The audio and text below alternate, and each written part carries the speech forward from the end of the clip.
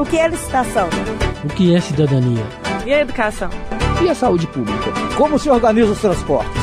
A Rádio FOP Educativa apresenta o FOP Entrevista, com a mediação do professor Antônio Marcelo Jackson. Qual o perfil das escolas públicas brasileiras? Que papel a família exerce no ensino e educação dos seus alunos e suas crianças?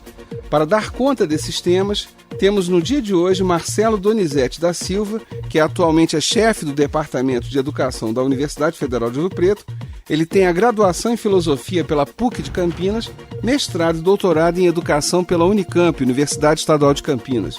Eu sou o Antônio Marcelo Jackson e nós estamos começando o nosso UFOP Entrevista de hoje.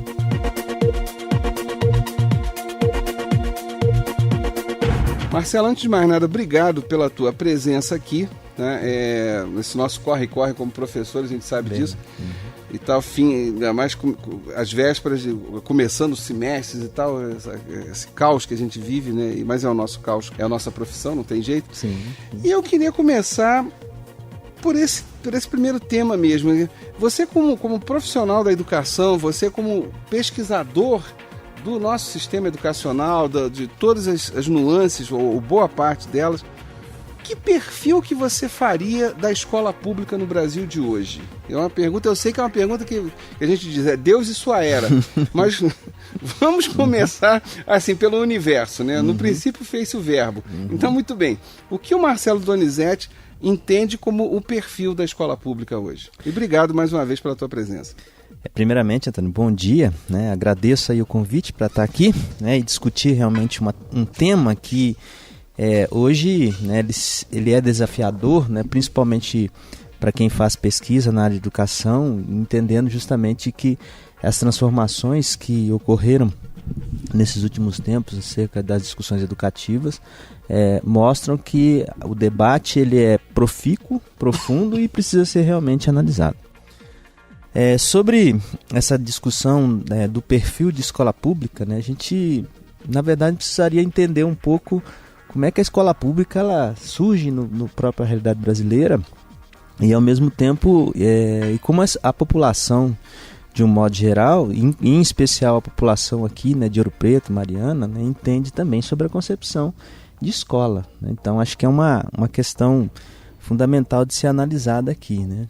A gente sabe que o debate acerca da escola pública no Brasil tem o seu surgimento ali justamente no manifesto, né, dos pioneiros da educação nova, que já na discussão que a Anísio Teixeira traz no manifesto, já discute a proposta de uma educação no Brasil que tem um perfil público, né, gratuito, e que, na verdade, seja para todos, né? Quer dizer, a participação e o Estado, de certo modo, deveria, né, na gênese do Estado, o Estado tinha que participar efetivamente na construção desse perfil público da escola. E a defesa, realmente, dos pioneiros da educação nova nesse contexto é justamente repensar esse perfil da escola que anterior à publicação do manifesto, né, já tinha essa caráter de publicidade, mas a gente sabe que na realidade brasileira, né, essa visão elitista da escola, né, uma escola para um público elitista e a escola pública justamente para a população mais pobre do nosso país, caracterizou um pouco essa visão ideológica que nós temos de educação, né? Então a gente tem que entender justamente isso. Podemos aqui questionar, talvez não seja o objeto também da nossa discussão aqui, o perfil ideológico daquilo que foi proposto no Manifesto dos Pioneiros, né, por favor, Marcelo, fica à vontade, tá? Da Pode educação. falar o que você quiser. Tá joia. Então, acerca da própria educação. Mas a gente, relembrando um pouco essa visão, né, então até o próprio professor Demerval Saviani, no seu livro Escola e Democracia, então ele retrata, né, 3 momentos de constituição da escola, né, na realidade brasileira, né, que ele fala, no Brasil nós tivemos 3 tradições educacionais no Brasil. Uma, né, que vai, né, que é do início, lá já no início da colonização, principalmente com a escola dos jesuítas, né, que vem até o final do século XIX, que ele chama de escola tradicional, que é uma escola que, se pensarmos do ponto de vista da constituição da escola moderna, como ela surgiu, principalmente na Europa, em especial na discussão que o Comênios faz no livro Didática Magna, né? Então a escola pública, ela surge necessariamente como uma escola para todos, né? Então essa escola que ela tem um perfil de atender essa demanda social, e ao mesmo tempo atender a demanda social significa formar uma sociedade para que ela possa participar efetivamente das condições políticas da realidade, né? Então, pensando nesse contexto. Deixa eu só te interromper rapidamente, é um adendo à tua fala, tá? Não vou mudar em nada a tua linha de raciocínio. É engraçado, isso me chama a atenção quando eu estava fazendo meu doutorado, e o meu doutorado foi em ciência política, e eu tracei um perfil biográfico de um pensador político do Brasil do século XIX, que é Aureliano Cândido Tavares Bastos. Sim, né? sim. E o Tavares Bastos me surpreendeu num dado duplamente, porque em um de seus livros, não vou lembrar agora de cabeça se foi no A Província ou nos Males do Presente, não me recordo mais, dentre alguns livros que ele publicou, ele faz uma defesa intransigente, isso nós estamos falando de... a primeira publicação dele é 1861 e a última 1871. Sim. Quer dizer, em 10 anos só. Estamos falando nesse período, 1871 no máximo, tá? Mais tardar que ele escreveu. Que ele dizia o seguinte, a defesa intransigente dele, que a escola, tá, deveria ter turmas mistas, com homens e mulheres, e com pessoas livres e escravos. Porque na cabeça dele, a única chance de você mudar a sociedade brasileira era criar, ainda que artificialmente, no caso da escola, um mundo em que todas as pessoas fizessem parte dele, até porque ele falava, um dia, por exemplo, a escravidão vai acabar. Exatamente. Tá? Então, eu não posso esperar a escravidão acabar para o cara estar preparado, para todos estarem preparados, primeiro para um convívio social e para o aprendizado. Não, eu tenho que preparar antes. Exatamente. Isso eu acho revolucionário, tá? E para minha surpresa, eu também trabalhei com os documentos dele, pessoais. E aí é sempre aquela velha máxima, né? Você imagina que o sujeito no mundo público ele faça uma coisa e no seu mundo particular ele faça outra. Não, e aí qual foi a surpresa, Marcelo, que eu esbarrei certa vez? Uma anotação num diário dele de livros que ele e a esposa estavam lendo conjuntamente e debatiam. Então você consegue imaginar no século XIX um sujeito que chamava, e por favor, estava na lista lá, Rousseau, Tocqueville, grandes pensadores políticos, e você fala, mas esse cara é louco, entendeu? Mas louco no melhor sentido do termo. Ele realmente vivia aquilo que ele defendia, né? Mas, por favor, Tavares Bastos era uma gota no meio de um oceano. Então, só quero acrescentar que isso que você chamou a atenção, desse debate, né, da escola como sendo algo realmente público. E ser público significa pertencer a todos, né? Exatamente. Todos terem acesso. É uma discussão que já vem de tempos. E o interessante aí, na sua fala, por isso quando você disse, de repente não vamos discutir os aspectos ideológicos, e eu brinquei com você, não, vamos discutir sim, porque me parece que eu tenho, de um lado, um grupo de pessoas que, ao longo dos tempos, defenderam isso, mas parece que existia um outro componente de um grupo lamentavelmente maior, tá, que lutavam contra isso. Exatamente. Entendeu? Por isso que eu acho que essa discussão ideológica é importante. Ou seja, quase que todo mundo concorda, ou melhor, uma parte concorda. Olha, educação pública é para todos. Só que tem um outro grupo que diz, todos não devem ter acesso. Apenas uma parte deve ter acesso. Então, peraí, então existe um embate ideológico forte aí. Tem, muito forte. Desculpe se a minha interrupção até longa, mas é por isso que eu acho que a discussão ideológica vale a pena. Para o nosso ouvinte entender que não é uma... Repare, eu citei um autor de 1870... E você está citando Anísio Teixeira na década de 1930. Peraí, né? E até hoje o problema ainda entra na pauta. Mas enfim, devolvo a palavra a você e peço desculpa pela extensa interrupção. Acho que esse momento é importante para isso, é discutir. Porque a gente sabe, né, que, pegando o gancho da sua fala, Antônio, que a gente sabe que no Brasil... nós tivemos dois movimentos muito grandes, né, acerca da discussão da educação no nosso país.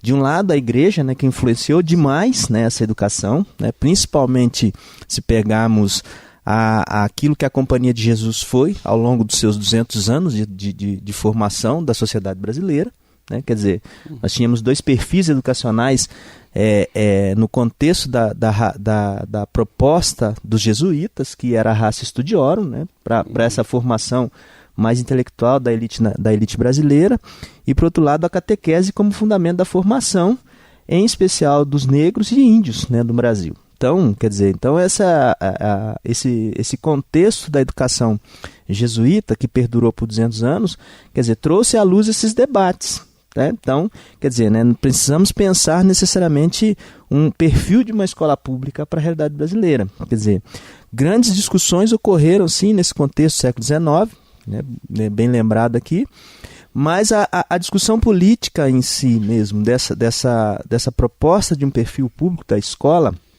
para o Brasil, com Anísio Teixeira, que vai, quer dizer, o Ministério da Educação e da Saúde nasce em 1930. Quer dizer, então, esse discurso político da educação pública acontece nesse contexto. E olha, a gente pode entender um pouco, né, até as divergências, porque, né, é interessante, até em aulas que eu trabalho com os alunos, quando discuto sobre essa concepção da escola pública, eu falo, né, Anísio Teixeira deu início a essa proposta do movimento escola novista, que seria a segunda tradição escolar que nós tivemos no Brasil. Quer dizer, a escola nova, ela traz na sua própria leitura a proposta da escola pública, né, como elemento fundamental. Por outro lado, né, na própria configuração do Estado Novo no Brasil, e principalmente pós a Constituição de 1937, qual é a concepção de escola que nós vamos ter? Né? Uma escola que ela traz um cunho fascista para a escola brasileira, né? Tal, principalmente na perspectiva que Vargas queria para a escola. Né? Então, quer dizer, e quem assume justamente essa... Machista. Fascista. Fascista. Uma escola fascista, tal, né? Porque nós tivemos traços, sim, de uma visão higienista da escola no Brasil, né? Tal, esses traços na Constituição de 37 está muito claro, né, para a gente.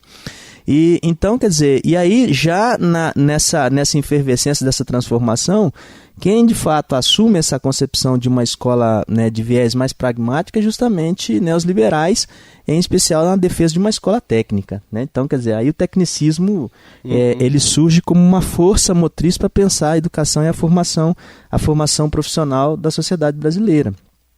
Mas olha, interessante esse processo, né? Quer dizer, a primeira LDB que nós temos é promulgada no Brasil, quer dizer, a defesa da escola pública é em 30, e a primeira LDB ela foi promulgada em 61. Só para os nossos ouvintes terem clareza, LDB, Lei de Diretrizes e Bases, né? Lei de Diretrizes e Bases da Educação, ela é promulgada em 1961, né? Já no governo de João Goulart, né? Então, quer dizer, ali nesse contexto.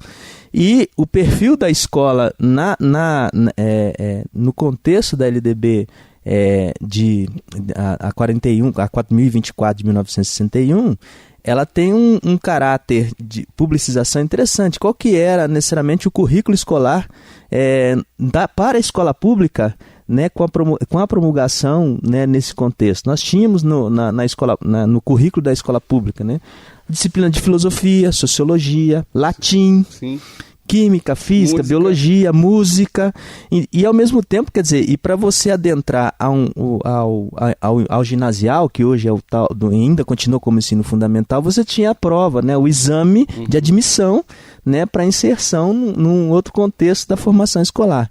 Quer dizer, mas você tinha uma característica, num certo sentido, dessa visão do público na escola. Tá? Então, é claro que atendendo realmente ainda uma sociedade que em formação, que por sua vez ainda, né, nesse contexto, né, excluiu de forma muito clara, né, os negros, né, principalmente os trabalhadores, que foram, na verdade, viver nas periferias, mas atendia realmente a um perfil ainda de uma sociedade em construção na realidade brasileira.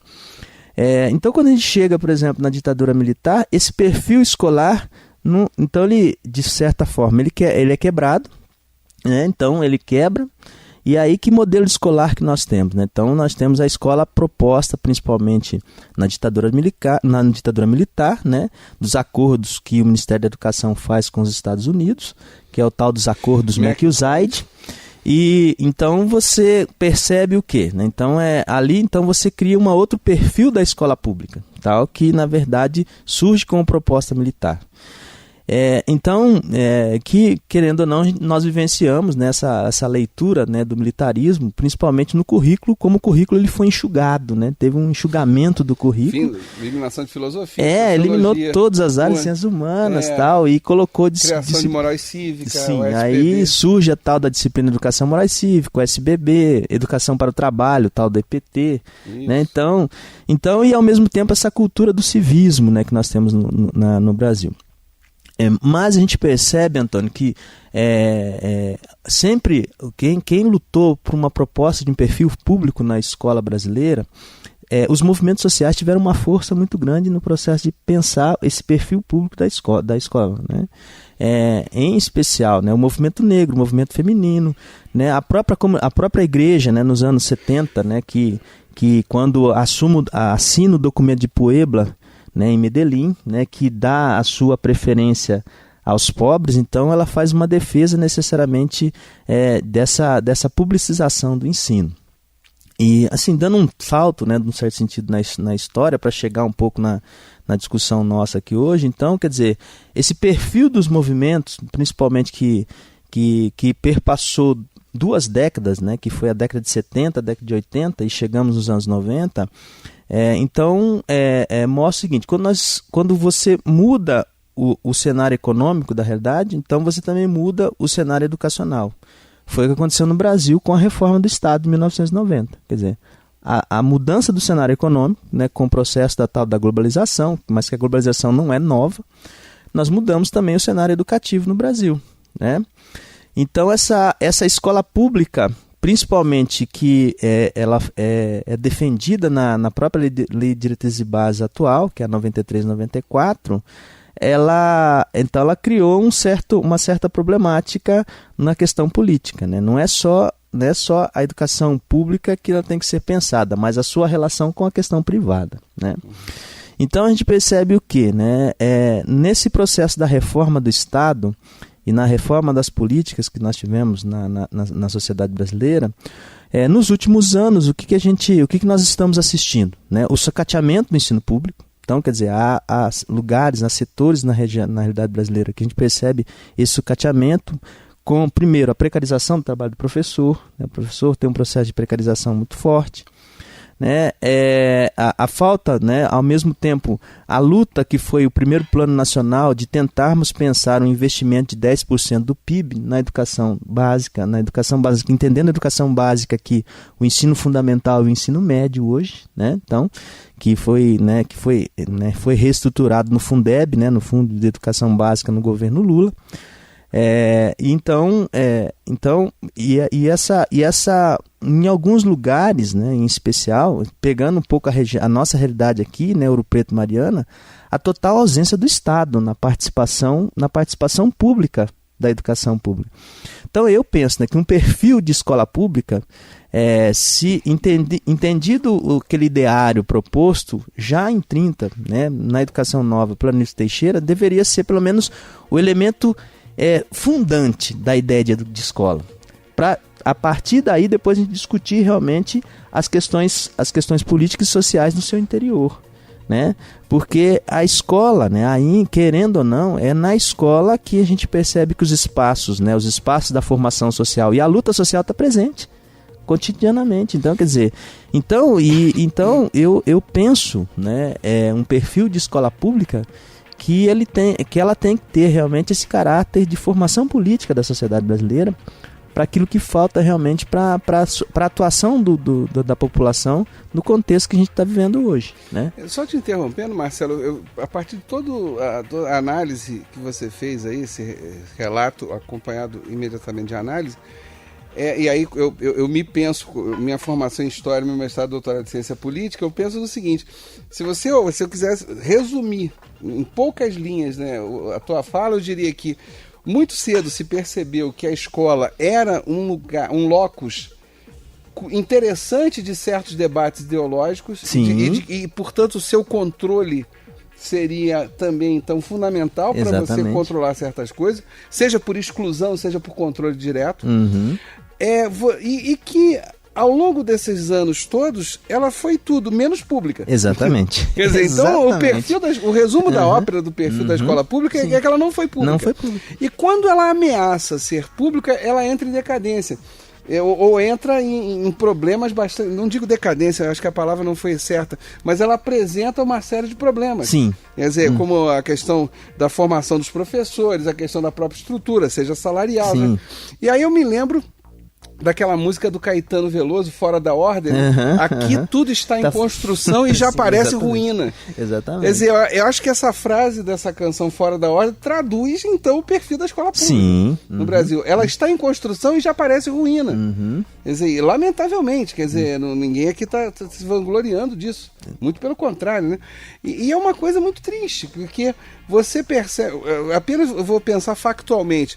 Eu citei, vamos lá, você citou a questão dos jesuítas, que saem do Brasil oficialmente em 1752, mas na prática só 1770, Sim, e pouquinho exatamente. que eles vão sair.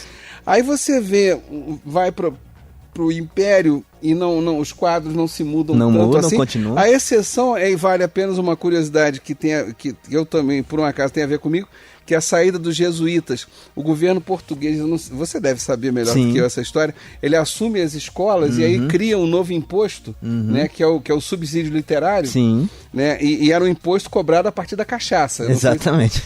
Então, eu até publiquei há muitos anos um artigo sobre isso, que eu chamava, era Cachaça, Tributos e Salários dos Professores no Brasil Colonial.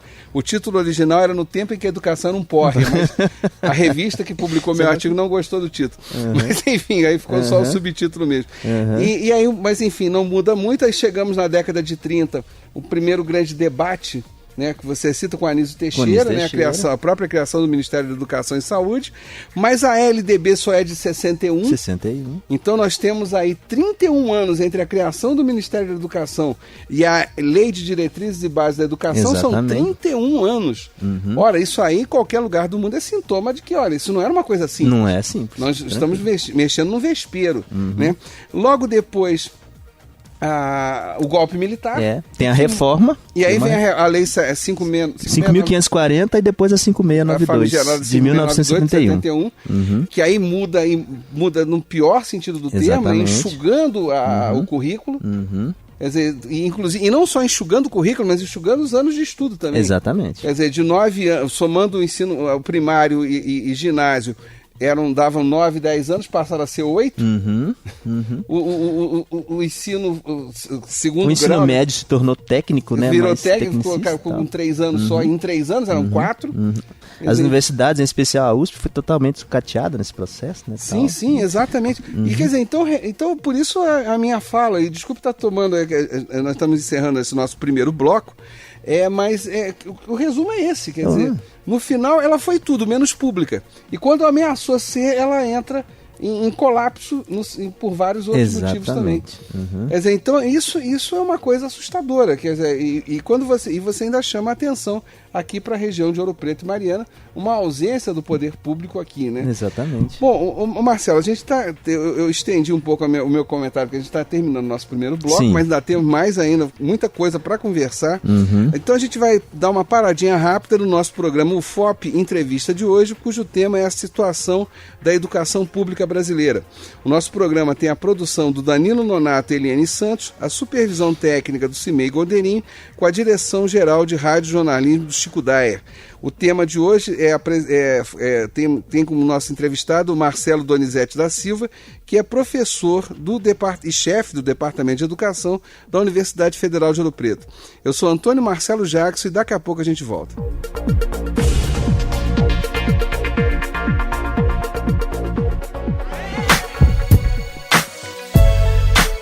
Quer informação e cultura?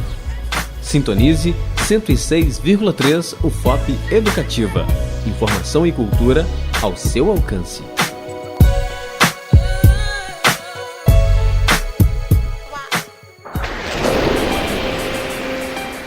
Época das chuvas. Tempo de proteção. Durante as tempestades, nunca procure abrigo debaixo de árvores isoladas, postes e mastros. Eles podem atrair a descarga elétrica. Evite também os pastos, campos de futebol, piscinas, lagos, lagoas, praias e topo de elevações. Esses locais são perigosos. Siga as orientações. Fique seguro. Uma campanha da Câmara dos Deputados. O armário mofou? A roupa manchou? Seu retrato apagou? Ameaça! O livro da vovó foi comido pela traça. Não se preocupe, meu irmão. Agora você tem quem pense na conservação. Para aprender a conservar, se ligue no programa Conservação no Ar.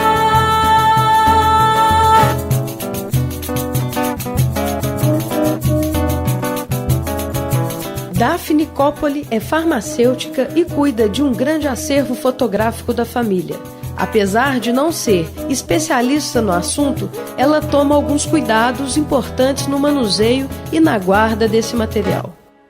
As fotografias elas ficam todas muito bem guardadas, embaladas assim no melhor que eu consigo com o meu conhecimento. Eu não sou uma especialista nisso, mas elas ficam guardadas da luz e separadas com um papel fino. Por medo de perder mesmo essa parte importantíssima da história. As fotos que estão expostas aqui em casa, todas estão expostas porque elas têm cópias guardadas. E tem algumas que eu já até escaneei para ver se eu consigo fazer uma reimpressão para poder mostrar mais, para não ter que deixar tão guardado, com tanto cuidado, para poder mostrar melhor para as pessoas. A voz da ciência. O Centro de Conservação e Preservação Fotográfica da Funarte adverte que as principais causas de degradação dos materiais fotográficos são o calor e a umidade. Também provocam danos os restos químicos de processamento, os poluentes ambientais, o mofo, as colas ácidas, o manuseio e o arquivamento incorreto das fotografias. Então Daphne está correta em proteger os originais da luz e do calor. No entanto, ela deve tomar cuidado com o lugar e a forma de armazenar esses originais, pois sua guarda inadequada pode causar grandes e variadas degradações. É fundamental também que o lugar esteja sempre limpo e protegido de luz. Conservação no Ar, um programa sobre conservação de bens culturais, um resultado do programa Proativa da Universidade Federal de Ouro Preto. Produção, professora Gabriela de Lima Gomes e Dalva Rejane dos Reis Pereira. Orientação e apresentação, professora Gabriela de Lima Gomes. Rádio FOP Educativa. Informação e cultura ao seu alcance. O que é licitação? O que é cidadania? E a educação? E a saúde pública? Como se organiza os transportes? O FOP Entrevista, com a mediação do professor Antônio Marcelo Jackson, um produto da Rádio FOP Educativa, Universidade Federal de Ouro Preto.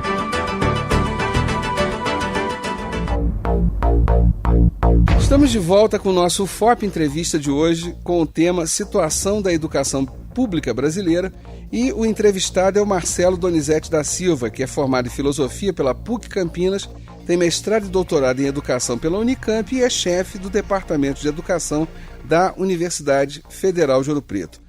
Marcelo, olha, no primeiro bloco você fez uma análise que eu acho muitíssimo interessante e pontual quer dizer, você foi pegando os momentos-chave ali para mostrar aquilo que eu modestamente defini, quer dizer, acho que no final, quer dizer, é aquilo que está em construção e já parece ruína, que é a educação pública brasileira. E aí eu me lembro que nós temos um ponto que está em debate, e lógico, nesse momento de eleição ele vai ficar meio que adormecido, mas já entrou na pauta do Congresso Nacional, que é o seguinte, então vou pegar a tua fala. A educação pública, quando ela passaria a ser efetivamente pública pós-Constituição de 88, pós-mudanças, a própria LDB, né, 93, 94, né, a LDB atual, ela entra em colapso por vários motivos aqui, que você listou alguns, nós poderíamos passar aqui a vida inteira apresentando motivos. Só que em nome disso, há uma discussão que aparece e que entrou na pauta do Congresso Nacional, que é a seguinte, e aí eu estou pensando na educação básica. Sim. Pela lei brasileira, o ensino fundamental é de responsabilidade do município, Sim. O ensino médio, responsabilidade do Estado, dos estados, e o ensino universitário, em tese, responsabilidade da União. Né? E aí o que acontece? Em função desse colapso do ensino fundamental, que é facilmente verificado em qualquer análise simples, né? A gente não precisa de muito esforço, há uma discussão sobre a federalização do ensino. Né? Ou seja, esse ensino fundamental ele passar a fazer parte de forma direta das responsabilidades da União. Ou seja, eu elimino os municípios já não teria mais interferência nenhuma nisso. Como é que você, como pesquisador da educação, vê isso frente a tudo que você descreveu no nosso primeiro bloco? Então, Antônio, essa discussão ela não é nova, né? Até porque quando nós entramos no debate da municipalização, quando a LDB, né, a Lei de Diretrizes e Base, 93/94, de 1996, ela foi promulgada lá no dia 26 de dezembro, nós já havia um debate que posterior à promulgação, que era a municipalização do ensino fundamental, né? Quer dizer, porque a própria LDB entendia que a questão de sistema de ensino, né, funcionaria melhor, né, nessa própria questão da gestão do erário público, da questão pública da educação. Quer dizer, então, essa divisão que nós tivemos, né, do sistema, né, do sistema municipal, do sistema estadual, né, e do Distrito Federal né, do governo do Distrito Federal, então foi claro naquilo que a LDB já colocava. Então, esse debate da municipalização, ele perdurou vários anos, né, justamente mostrando a problemática da municipalização no contexto que os estados, né, uma vez que uma discussão que cerceia todo o debate da LDB, que é a tal do princípio da autonomia, né, da autonomia para discutir essa formação da escola, e ao mesmo tempo quando você incentiva a discussão da relação público-privado naquilo que foi colocado na LDB, então, quer dizer, né, o Estado já se colocou ali num determinado momento, e há vários artigos sobre isso, que fala tal da desresponsabilização do Estado, né, tal sobre algumas áreas do ensino, em especial o ensino fundamental, principalmente a educação infantil, e o ensino fundamental de 1º ao 8º ano, hoje 9º ano, né, que, no certo sentido, ficou dividido. Quer dizer, o ensino infantil ficou com os municípios, a educação infantil e fundamental primeiro ciclo, que é até, né, o final do 5º ano, com os municípios e, né, a demais formação pelo Estado. Então, quer dizer, a tal da desresponsabilização se deu por quê? Porque a ideia de flexibilização da gestão, aquela ideia da concepção que vem principalmente vinda da leitura de Philippe Perrenot, da flexibilização da gestão e da descentralização dos processos de gestão. Então, quer dizer, descentralizando os processos de gestão significa que você daria muito mais efetividade e eficiência na gestão para o trabalho nesse processo de organização das propostas pedagógicas. Então, quer dizer, né, a visão privada, né, a visão privada e a questão da visão da gestão empresarial adentrou a realidade escolar. Então você começa a questionar, como é que você vai inserir uma gestão empresarial num contexto de formação da escola? Quer dizer, a questão da empresa não tem a mesma relação que a gente pode pensar na questão da escola. Então, diante desse problema, muitos dos municípios, naquele contexto, né, de 97, 98, né, já diziam, não há condições do município assumir uma carga tão grande nesse processo, naquele contexto. No entanto, o Estado, né, nesse debate político, nós percebemos que o Estado não, né, o município tem que assumir esse contexto. O que ocorre, então, até no final ali dos anos 2000, 2003, então a gente percebe que há uma problemática que surge na educação, que surge na educação infantil, que dada, né, algumas concepções que vêm, principalmente com o surgimento dos parâmetros curriculares nacionais, o PCN, né, a tal da discussão sobre os temas transversais, a redefinição e homogeneização do currículo escolar. Então, há uma série de debates e a própria concepção de educação que surge na realidade brasileira, né? Então, isso tudo colocado num processo onde a grande maioria dos professores, naquele contexto, não estavam preparados para essa mudança tão radical que ocorreu na problemática, nessa formação da educação no Brasil.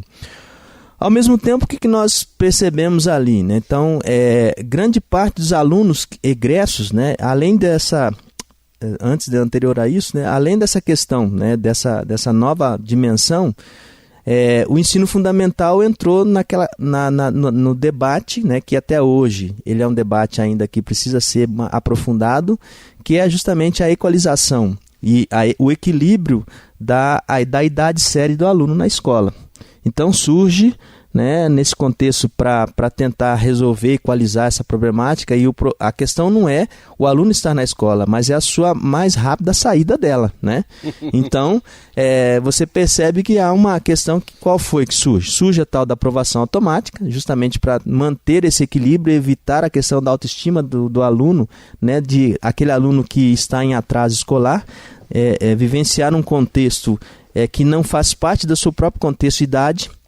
Então, essa equalização começa nesse processo, que é um debate que até hoje, né, porque é uma problemática entre aprovação automática e progressão continuada, tá? Então, a aprovação automática, os alunos, né, em especial do ensino fundamental, passam né, as etapas da escola sem a sua reprovação. E a tal da progressão continuada, que é justamente uma avaliação que ela não pode ser uma avaliação quantitativa, ela tem que ter um caráter qualitativo no processo avaliativo, né? E aí entender nessa demanda da avaliação como é que o aluno progride no processo seu de formação. Então, chegado o final dos anos 2000, em especial no final do segundo mandato do governo Fernando Henrique Cardoso, o que nós temos no Brasil, né?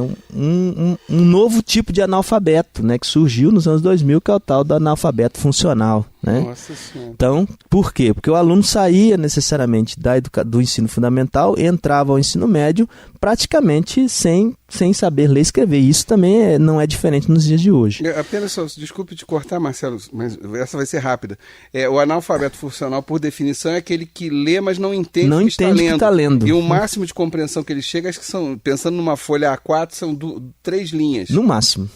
Acima de 3 linhas, ele perde completamente a compreensão do que ele está lendo. Mas voltando à tua fala, por favor. Então, então nós percebemos justamente essa problemática da má qualidade. Então, nesse contexto, já no início do governo Lula, né, então o governo Lula criou um projeto, né, que ele iniciou em 2007, na verdade, né, então, o projeto chamado Compromisso Todos pela Educação, a lei 6.094 de 2007, que ela foi entendida como PDE, né, o Plano de Desenvolvimento da Educação no Brasil, que tinha justamente um compromisso dos municípios, né, naquele contexto, em assumir, né, de se responsabilizar pela qualidade de ensino das crianças da educação, do ensino fundamental. Então, o PDE, né, que surge nesse contexto, ele tem uma leitura, principalmente daquilo que aconteceu no Chile. Então, né, algumas escolas, né, que, na verdade, a gente cria os sistemas de avaliação, os sistemas de avaliação não iniciaram justamente no contexto do governo Lula, são, né, anterior, mas o avanço nesses processos avaliativos, né, no certo sentido, é que eles configuraram na realidade do governo Lula. Então, por exemplo, aqui em Minas nós temos vários sistemas de avaliação, que na verdade como é que você analisa a qualidade do ensino, em especial da educação fundamental, naquilo que na verdade o governo entende. Ele analisa a partir dos seus aspectos quantitativos e não seus aspectos qualitativos. Então, várias escolas aqui da nossa região, a gente percebe quando a gente anda nas escolas, tem a reguinha para aumentar o tal do medidor de qualidade da escola, né? Então, e ao mesmo tempo, várias propagandas foram feitas pelos governos, né, para dizer esse incentivo necessariamente para essa atuação da população, essa atuação da iniciativa privada no interior da escola para melhorar a qualidade do ensino. Então, e as escolas que, na verdade, não atingem os patamares necessários, né, naquilo que, na verdade, os próprios técnicos do Ministério da Educação e aquilo que, na verdade, os organismos internacionais, em especial, né, a Unesco, né, e a Unicef, né, exigem como medidores de qualidade, porque a gente sabe que a qualidade em nível internacional, né, de educação é o tal do nível 6, né, tal, e então o Brasil tem uma meta que, né, a gente tem que cumprir pelo menos até 2022 com esse novo plano, o novo plano nacional que foi aprovado há pouco tempo para nós aqui. Nós temos até a meta de 2022 para atender justamente a essa média internacional que é a nota 6. Né? Só te interrompendo, Marcelo, mas também, novamente, não é para discordar, só para acrescentar. É porque, lógico, e você está certíssimo, a tua análise está toda na educação. E aí, pensando agora, por que fizeram tudo isso? Por que esses erros foram cometidos? É porque aí, só para o nosso ouvinte entender, a partir da década mais ou menos de 90, o Banco Mundial, o BID, e o Banco Interamericano de Desenvolvimento, o BID, começam a colocar cláusulas ligadas à educação para a liberação de empréstimos. Exatamente. E vamos lembrar que, nesse momento, o Brasil deve a alma, né? A dívida externa brasileira era gigantesca. E ainda que hoje em dia oficialmente ela não exista, mas na verdade existe uma boa parte do PIB, do Produto Interno Bruto brasileiro, está comprometido. Sim, exatamente. Por causa de dívidas passadas e presentes. Pois bem, então como é que você resolve em termos educacionais isso? Você cria aquilo que o Marcelo Donizete falou, quer dizer, um modelo, um ciclo básico, onde não há reprovação. Sim. E aí você, estatisticamente, você produz aquele índice que era esperar que o BIRD, que o BID e o Clube de Paris, todos os demais fomentadores internacionais esperavam de você. Maravilha, então oficialmente toda criança em idade escolar está efetivamente na escola, todos se formam, quer dizer, você cria um mundo maravilhoso, que é aquele mundo assim que só falta aparecer um coelho mágico ali com um relógio doido. Aí o que acontece, tá? Porque eu acho que isso lembra muito Alice no País das Maravilhas mesmo, com toda a franqueza. Porque, só que você gera, a primeira coisa que você, Marcelo, chamou a atenção, você gera um analfabeto funcional. Exatamente. Só que o analfabeto funcional, ele tem um defeito grave, tremendamente grave. Ele vai, lamentavelmente, continuar vivo, desculpe a forma sórdida de estar falando isso, e vai ingressar no mercado de trabalho. Sim. E aí você passa a ter uma mão de obra desqualificada. Sim. Ora, exatamente. por que, por exemplo, hoje, 2014, quando a gente pensa em análise de política econômica, qual é o maior gargalo do Brasil? O Brasil não tem mão de obra qualificada. Mas não pode ter com um índice gigantesco de analfabetismo funcional. Exatamente. Quer dizer, então... os números... Né, isso, e por favor, estão todos ligados a isso que o Marcelo Donizete está falando aqui. Quer dizer, esse modelo criado foi um modelo perverso, no final das contas. Aquilo que dizia-se, e eu tenho certeza que muita gente passou por isso, eu não sou reprovado, eu sou uma pessoa feliz. Tá, mas você também não vai ter um bom emprego, não vai ter um bom salário, não vai participa continuar da vida no mercado. Exato, não vai participar de coisa alguma. Quer dizer, então, desculpe, Marcelo, mas só colocando esse lado, a origem do mal, onde é que está o demônio aí? Exatamente. O demônio, mais uma vez, está na política, né?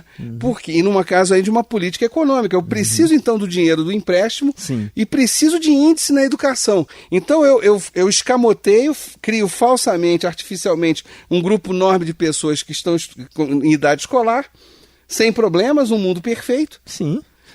Mas só que essa bomba, 10 anos depois, ela estoura. Ela estoura. E aí você inviabiliza o desenvolvimento econômico do país. Olha que coisa maravilhosa. Não é lindo isso, né? É fantástico isso. Pior que isso, só um inferno mesmo. Tá? Quer dizer, então, isso é um mundo infernal. Né? E é problemático, André. Porque a gente percebe, voltando, Marcelo. Antônio, a gente percebe, além de problemático, por quê? Né? A pressão que as escolas, principalmente as escolas do município, sofrem pelo governo em relação dos índices é muito grande. Os professores vivem uma loucura porque tem que dar conta justamente do conteúdo para a realização das provas, né? Isso né, quem pode ir para a escola e perceber justamente isso, né? Então, ao mesmo tempo você tem uma discussão que ela antecede isso, que a escola ela tem que repensar o seu perfil, né? A escola tem que repensar qual é a sua concepção de escola. Mas, ao mesmo tempo, a escola tem que dar conta justamente desse conteúdo, justamente para a realização das provas. E a escola, evidentemente, que não atende, que não consegue atingir aquilo, né, esse número necessário na avaliação, ela perde justamente a verba. né? A escola perde a verba.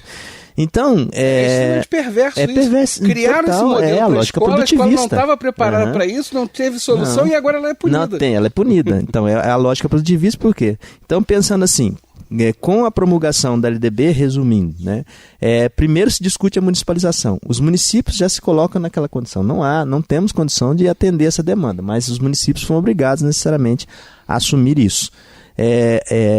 Num segundo momento, a gente passa essa responsabilidade para a sociedade. Tá? Então, não é à toa que a Rede Globo criou os Amigos da Escola, né? Então, num certo sentido, por isso. Né? Mas, então você passa a responsabilidade para a sociedade, para a iniciativa privada, justamente no compromisso todos pela educação, que não é uma discussão que surge no governo Lula, mas é anterior, né? Ela já vem justamente na discussão do Fernando Henrique Cardoso, né? Tal, né? Naquele todos adote uma escola, né? Na campanha adote uma escola, todos pela educação. Então, quer dizer, na verdade é uma continuidade disso. Então, quais são os efeitos disso para a atualidade? Uma vez que a gente percebe que os resultados não são tão os resultados esperados nesse sentido, então você tem que repensar a norma da LDB, porque a LDB, né, já coloca sistemas de ensino, tem a sua autonomia e tem colocado justamente nesse contexto. Federalizar hoje a educação, o ensino infantil, quer dizer, essa não era uma das metas do Plano Nacional, né? Então, mas ao mesmo tempo federalizar não justifica você melhorar a qualidade da escola. Na verdade, né, eu acho que se mantivéssemos a escola, principalmente o ensino fundamental, sobre, né, a tutela do Estado e ao mesmo tempo com o auxílio dos municípios, nós teríamos e discutindo a partir daí, juntamente com as universidades, com o processo de formação dos professores, né, com uma discussão política mesmo para a melhoria da qualidade do ensino, aí sim a gente realmente poderíamos pensar uma escola, um cunho de uma escola, né, um pouco melhor para a sociedade brasileira. Então, quer dizer, não adianta mudar de federalização, quer dizer, tiramos do Estado, passamos para o município, agora queremos discutir se a federalização seria a melhor saída. Do ponto de vista político, não. Tal, né? Não muda, quer dizer, na verdade, a gente não pode retirar do Estado, né? A gente não pode retirar do Estado o seu papel, né? Já aí discutir justamente essa questão, né? A gente não pode tirar do Estado o seu papel. E, ao mesmo tempo, o Estado tem que assumir esse processo, né, tal. E federalizar não é a saída, né? Eu não... embora essa discussão ela está iniciando no Congresso Nacional, eu não diria que seria... nós temos que repensar, na verdade, essa condição que nós temos da escola hoje, na realidade brasileira. Tá? O que é a escola? Como a sociedade vê a escola? Né? E, ao mesmo tempo, né, como é que, né, nesse contexto é possível, né, pensarmos uma escola pública, de qualidade e que todos possam participar dela. E aí, pegando um gancho nessa tua fala, eu faço a seguinte pergunta a você. Quando você diz o que a sociedade pensa, como deveria ser a escola? Bom, eu sou professora há bastante tempo, talvez não tanto quanto você é uma pessoa jovem, então eu já estou às vésperas de dobrar o cabo da Boa Esperança. E aí, eu percebo que há em algum momento no passado, isso parece que virou regra, os núcleos familiares, pai, mãe, quer dizer, as famílias, a sociedade em geral, ela transferiu para a escola responsabilidades que, segundo o meu modesto entender, seria da família. Eu traduzindo em língua portuguesa, eu sempre acreditei que a família deveria educar e a escola deveria ensinar. Sim. Quer dizer, o papel ensinar significa apresentar conteúdos, etc, etc. E educar, dar um grau de civilidade, de bons modos, de respeito ao próximo, de fazer com que o próximo também te respeite. E parece que a família transferiu isso para a escola. Isso é só você como pesquisador de educação e vinculado ao teu último comentário. Quer dizer, o que a sociedade espera da escola? Primeiro, essa minha observação, ela é pertinente, tem sentido. E segundo, se isso acontece, eu começo a ficar com algum temor. O que a sociedade pensa da escola? Ela não só é pertinente, como ela é necessária. Acho que a família não pode abrir mão do seu papel educacional. Eu lembro várias vezes que eu falo, existem duas formas de educação que a gente tem que pensar. Uma que é a lato sensu, que é aberta, né, uma educação aberta, que na verdade é aquela que a sociedade participa efetivamente dessa formação. Quer dizer, querendo ou não, né, todos nós somos educadores de um modo geral nesse sentido, no sentido de uma educação aberta. E existe a educação estrito, que é, né, a educação fechada, né, uma educação já mais focada nessa questão de análise de conteúdo, que é a escolarização. Tá? A escola também educa, mas a escola não só educa, a escola também instrui. Não podemos passar para a escola a função de educar os filhos. Na verdade, os filhos precisam ser educados pelos pais. Mas uma questão mais importante do que isso é que o pai tem que ter um perfil também de análise política, né, tal. Tem que entender que a escola contribui para uma transformação necessária da sociedade, mas sem a participação dele nesse processo não há transformação. Então não podemos delegar para a escola uma função que não é só dela, é da sociedade como um todo. Então, quando, na verdade, a própria LDB deu essa autonomia necessariamente para que os pais participassem dos conselhos, quer dizer, o pai tem o direito de sempre participar de conselhos escolares, né, tal, porque na verdade o conselho escolar ressurgiu das cinzas, né, do Fênix, né? Mas para que o pai possa participar, os pais possam participar efetivamente disso, o pai precisa ter uma vida ele tem que ter mais uma vida ativa na realidade escolar, né, na questão escolar. E o problema é justamente esse, né? No mundo que nós vivemos de alta competitividade, de que o trabalho hoje nos obriga a uma atuação, além de estar no trabalho fora dele, porque a gente leva o trabalho para fora para fora do nosso próprio, da realidade que nós estamos. Então, quer dizer, a participação dos pais na vida escolar, né, vai se tornando pequena, quer dizer. Então, e ao mesmo tempo nós precisamos discutir sobre essa questão, né, quer dizer, olha, como é que trazer os pais, né, acho que é necessário ter uma formação também, pai voltar a ter um processo de formação e participar mais, né, porque há um problema na realidade brasileira, né, que né, é geral, de que achar que a educação não é prioridade. Né? Então, quando a gente acha que a educação não é prioridade, isso é geral, né, no Brasil. Então, o que é prioridade na realidade brasileira? Ter emprego. Mas para você ter emprego, você mesmo falou, Antônio, para ter emprego você tem que ter uma boa educação. Né? Então, mas só que a gente tem essa contradição na realidade. Né? Então, enquanto nós não entendermos que a educação ela é fundamental para todas as outras questões que, na verdade, né, precedem a educação, quer dizer, nós não vamos mudar nunca isso. Quer dizer, esse debate sempre vai ficar no limbo, infelizmente. E só para completar, e lamentavelmente chegarmos ao fim do nosso programa, achar que as pessoas acham que educação não é fundamental. Sim, mas contem nos dedos quantos jogadores de futebol e cantores de música sertaneja conseguem viver muito bem para o resto da vida. Exatamente. O que mais tem é cantor sertanejo e jogador de futebol na miséria. Então, não porque até isso, por favor, com todo respeito à música sertaneja séria, tá? Mas, e ao jogador de futebol, ao esportista sério. Mas a grande maioria também acha, eu não preciso estudar porque eu resolvo por aí. Marcelo, olha, brigadíssimo, muito obrigado mesmo pela tua presença aqui. Eu acho que o programa está aberto, claro, todas as vezes que você queira participar, assim como tenho certeza que você será convidado em outras ocasiões para cá, tá? Estarei aqui. E a gente encerra o nosso FOP Entrevista de hoje com Marcelo Donizete da Silva, que é chefe do Departamento de Educação da UFOP. O nosso programa tem a produção do Danilo Nonato e Eliane Santos, a supervisão técnica do Cimei Golderim e a direção-geral de rádio e jornalismo é do Chico Dayer. Eu sou Antônio Marcelo Jacques e a gente encerra o nosso programa de hoje. Obrigado a todos os ouvintes.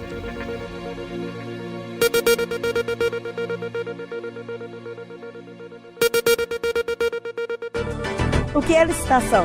O que é cidadania? E a educação? E a saúde pública? Como se organizam os transportes? O FOP Entrevista, com a mediação do professor Antônio Marcelo Jackson.